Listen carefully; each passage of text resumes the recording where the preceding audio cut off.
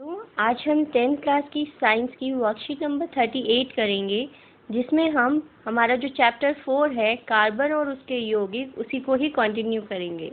इससे पहले वाली वर्कशीट में हम पढ़ चुके हैं कार्बन के बारे में कि कार्बन सहसंयोजी आबंध बनाते हैं, उनकी चतुसंरचना होती है।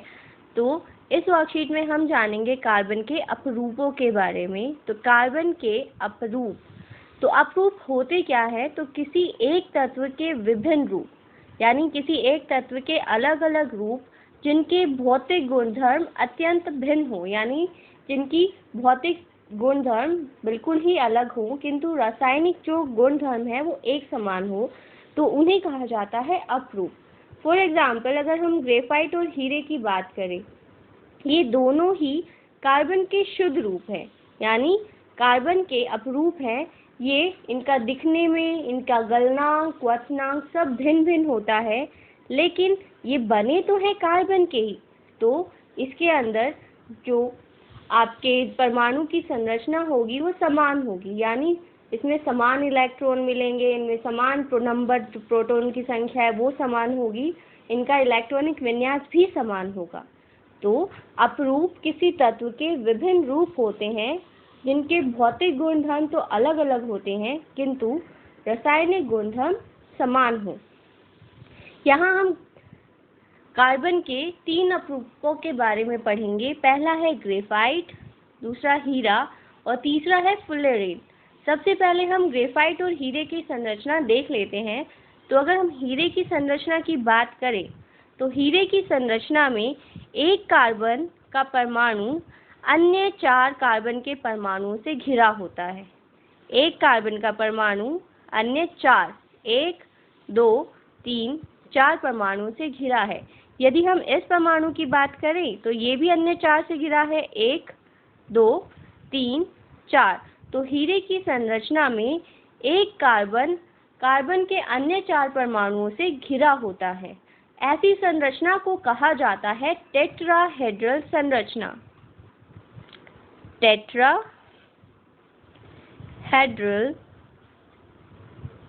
संरचना यानी एक कार्बन का परमाणु अन्य 4 कार्बन के परमाणुओं से घिरा हुआ है।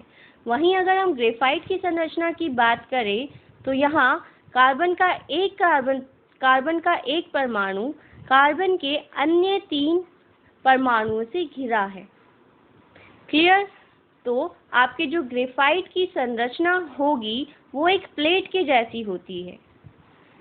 एक प्लेट के ऊपर दूसरी प्लेट व्यवस्थित की जाती है, ऐसी दिखती है ग्रेफाइट की संरचना।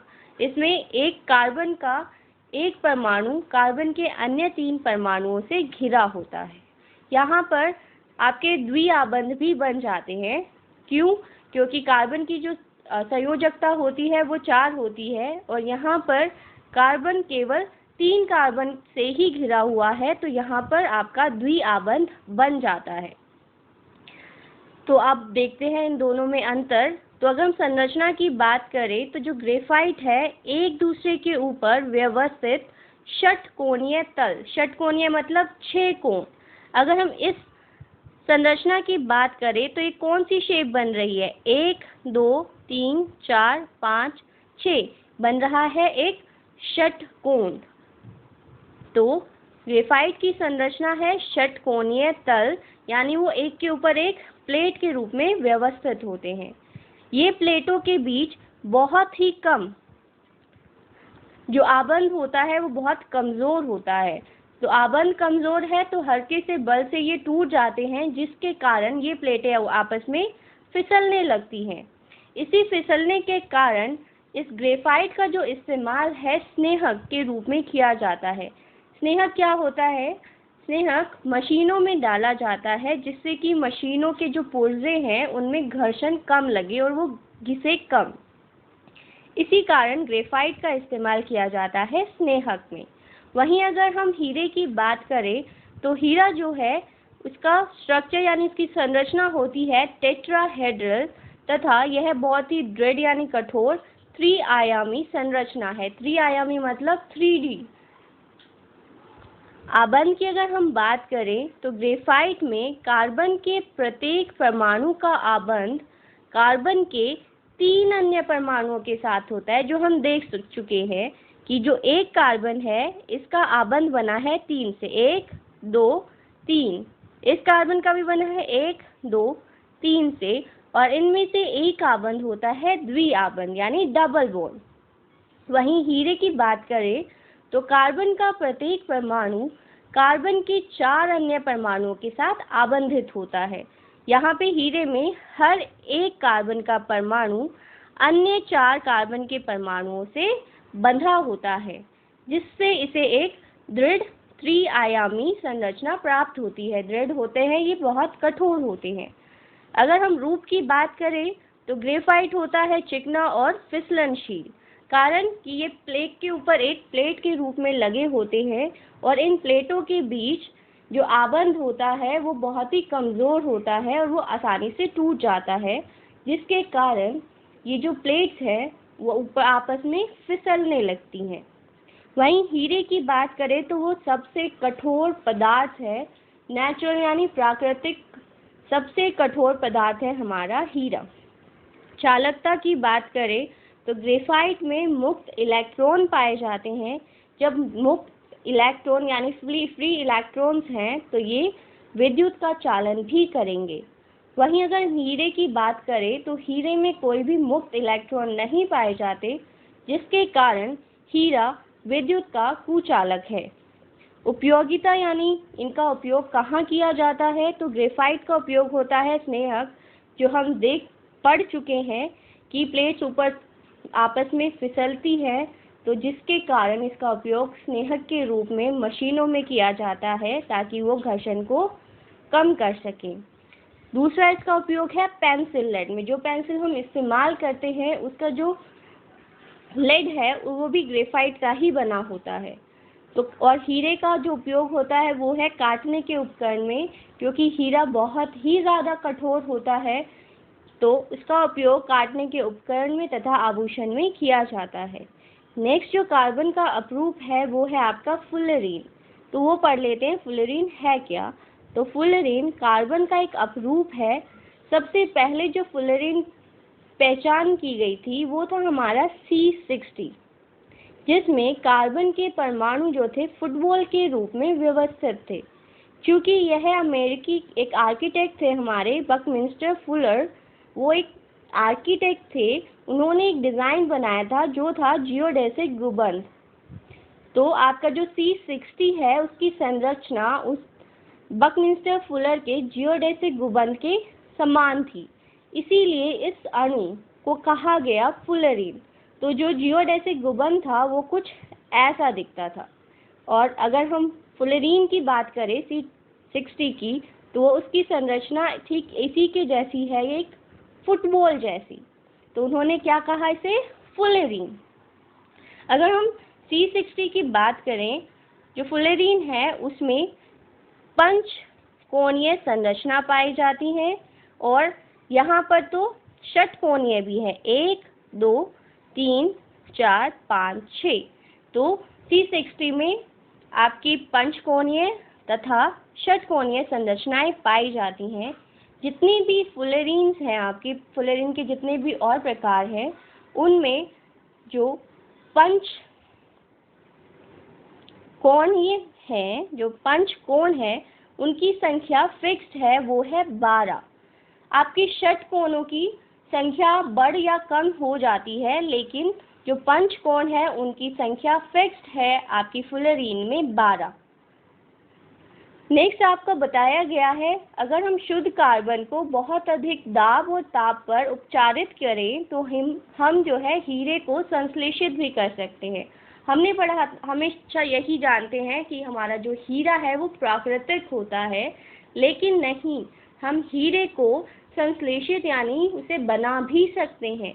कैसे बना सकते हैं, जब शुद्ध कार्बन को बहुत अधिक दाब पर और बहुत अधिक ताप पर उपचारित किया जाता है तो हमारे पास एक संश्लेषित हीरा भी बन जाता है। यह हीरे, जो संश्लेषित हीरे हैं, वो आकार में छोटे होते हैं, लेकिन वो बिल्कुल प्राकृतिक हीरों के समान ही होते हैं। हम उनमें कोई भी और भेद नहीं कर पाते। नेक्स्ट आपकी वर्कशीट में जो बोला गया है बहुत इम्पॉर्टेंट क्वेश्चन है, कार्बन की सर्वतोमुखी प्रकृति। हमने पढ़ा था हमारे आसपास का वातावरण, या हम अपनी बात करें तो वो ज़्यादातर या लग बोले कार्बन के ही यौगिकों से बना हुआ है। हम भोजन की बात करें तो क्यों है वो इतना सर्वतोमुखी? तो यही है, पहला तो है श्रृंखलन के कारण और दूसरा है चतुसंयोजकता के कारण।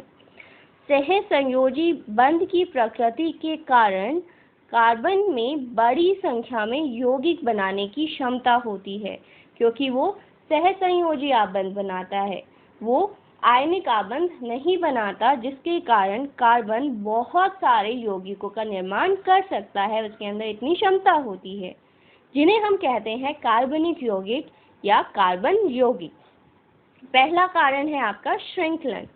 कार्बन में कार्बन के ही अन्य परमाणुओं के साथ आबंध बनाने की बहुत ही ज़्यादा क्षमता होती है, जिससे बड़ी संख्या में अणु बनते हैं। इस गुण को कहते हैं श्रृंखलन। श्रृंखलन मतलब श्रृंखला बनाना, एक के साथ एक जुड़ते चले जाना, जैसे चेन बनाते जाए। तो कार्बन क्या करता है, वो अपने जैसे और कार्बन के साथ जुड़ता जाता है और एक लंबी चेन बनाता रहता है, जिसके कारण हमारे पास बहुत सारे अलग अलग यौगिक बन जाते हैं। इसी को हम कहते हैं श्रृंखलन। वैसे तो सिलिकॉन भी बहुत सारी श्रृंखला बनाता है, लेकिन वो 7 या 8 से ज़्यादा की श्रृंखला नहीं बना पाता, क्योंकि कार्बन के ही ग्रुप में आता है आपका सिलिकॉन। सिलिकॉन जो है हाइड्रोजन के साथ यौगिक बनाते हैं, जिसमें 7 या 8 परमाणुओं तक की श्रृंखला हो सकती है, लेकिन ये जो यौगिक होते हैं ये बहुत ज़्यादा अभिक्रियाशील होते हैं, वो स्टेबल नहीं होते। जो कार्बन कार्बन आबंध है वो बहुत अधिक प्रबल होता है, स्ट्रॉन्ग होता है। अगर वो आबंध स्ट्रॉन्ग है तो वो यौगिक भी स्टेबल होंगे, यानी स्थायी होंगे, जिसके फलस्वरूप अनेक कार्बन परमाणुओं के साथ आपस में जुड़े हुए अनेक यौगिक हमारे पास प्राप्त हो जाते हैं। तो हमारा जो कार्बन है वो कार्बन के साथ जुड़ता जाता है, श्रृंखला यानी कि एक चेन बना देता है, जिसके कारण हमारे पास बहुत सारे अलग अलग प्रकार के यौगिक बन जाते हैं। नेक्स्ट है इसका सर्वतोमुखी प्रकृति का क्या रीज़न है, वो है चतुसंयोजकता, जो हम पढ़ चुके हैं कि कार्बन के 4 संयोजी इलेक्ट्रॉन होते हैं। इनमें कार्बन के 4 अन्य परमाणुओं ऑक्सीजन, हाइड्रोजन, नाइट्रोजन इत्यादि के साथ आबंध बनाने की क्षमता होती है। कार्बन द्वारा प्रबल आबंधों के निर्माण का एक कारण इसका छोटा आकार भी है। छोटा आकार यानी उसके पहले कक्ष में तो आपके 2 इलेक्ट्रॉन हैं और दूसरे कक्ष में आपके भरे हुए हैं 4। तो आकार छोटा है, जिसके कारण इसके इलेक्ट्रॉनों के सहभागी युग्मों के साथ जो नाभिक में पकड़ है वो मजबूत होती है, यानी इलेक्ट्रॉन मजबूती से नाभिक के साथ जुड़े रहते हैं और बड़े परमाणुओं वाले तत्वों से बने आबंध तुलना में अत्यंत दुर्बल होते हैं। जैसे जैसे इलेक्ट्रॉन नाभिक से दूर जाते जाएंगे तो वो उनके बीच में जो आकर्षण बल है वो कम होता जाएगा और हमारा जो संरचना है परमाणु की वो अनस्टेबल होती रहेगी, यानी अस्थिर होती रहेगी। तो अब क्वेश्चंस देख लेते हैं हमारे चैप्टर के। तो फर्स्ट क्वेश्चन है हमारा, कार्बन सर्वतोमुखी प्रकृति क्यों दर्शाता है, जो हम देख चुके हैं कि कार्बन अपने कार्बन के साथ बहुत लंबी श्रृंखला यानी कि चेन बना लेता है। दूसरा, ये चतुसंयोजकता होती है। तीसरा, इसका आकार बहुत छोटा होता है। तो जो आंसर है वो है कार्बन अपने सर्वतोमुखी प्रकृति 2 विशिष्ट गुणों के कारण दिखाता है। फर्स्ट है आपका श्रृंखलन। श्रृंखलन मतलब लंबी चेन बना देना, यानी लंबी श्रृंखलाओं का निर्माण करना।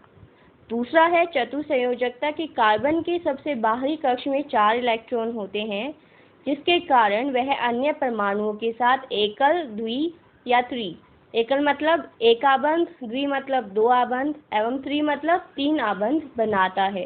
कार्बन का आकार छोटा होता है, इसके द्वारा बनाए गए जो आबंध है वो बहुत मजबूत होते हैं, जिसके कारण कार्बन हमारा जो है वो सर्वतोमुखी होता है।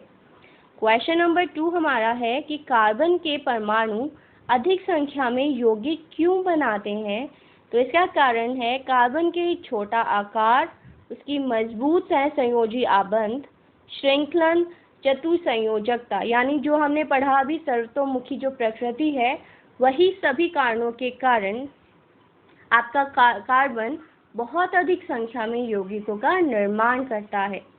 क्वेश्चन नंबर 3 है आपका, फुलेरीन में कार्बन परमाणुओं की न्यूनतम संख्या एवं उसका आकार बताइए। तो अभी हमने वर्कशीट में C60 के बारे में जाना था, लेकिन जो फुलेरीन का सबसे छोटा यानी न्यूनतम है, तो फुलेरीन में कार्बन परमाणुओं की न्यूनतम संख्या होती है 20 यानी C20, और इसकी जो संरचना है वो 2 डेकाहेड्रल होती है, एक केज जैसी, एक पिंजरे जैसी संरचना होती है।